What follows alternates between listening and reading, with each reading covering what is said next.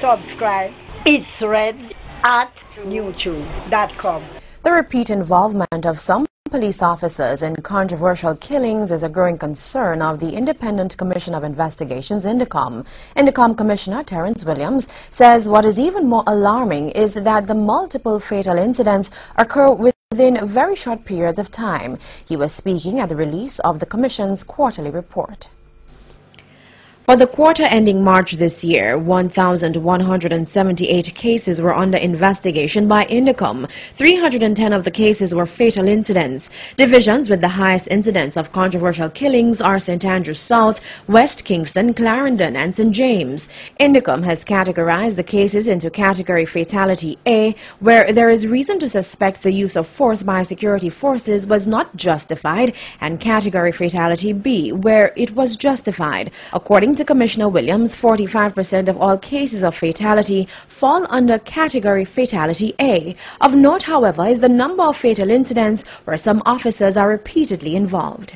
There is a constable in St. James who in the last year and a half was involved in 6 fatalities, which is 13% of all the fatalities in that western region.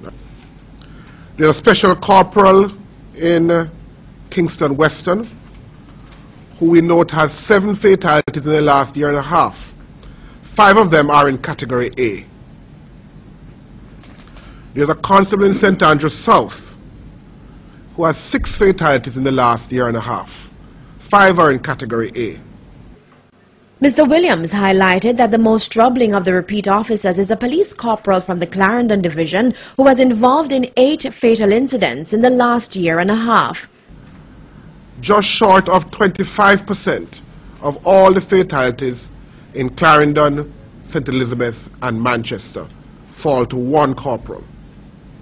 Now, we're not saying, of course, that these are unjustified, because that is, of course, the determination of the court.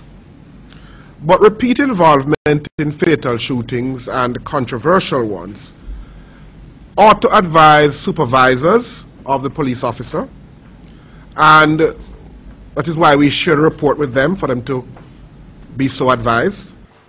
INDECOM statistics further reveal that in 45% of fatal incidents, officers of senior rank are not part of the operation, and that the accounts given by police and civilians rarely coincide. The INDECOM boss has asked the JDF and JCF heads to consider collusion by members before they submit reports to the Commission.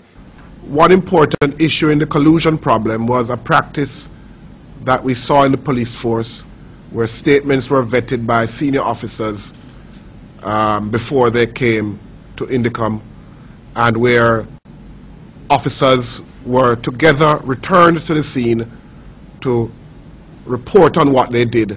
And we said that this kind of combined reporting at a scene could lead to persons trimming or fashioning their stories to have agreement. Since August last year, INDECOM says 12 officers have been charged or referred to be charged. Subscribe. It's red at youtube.com.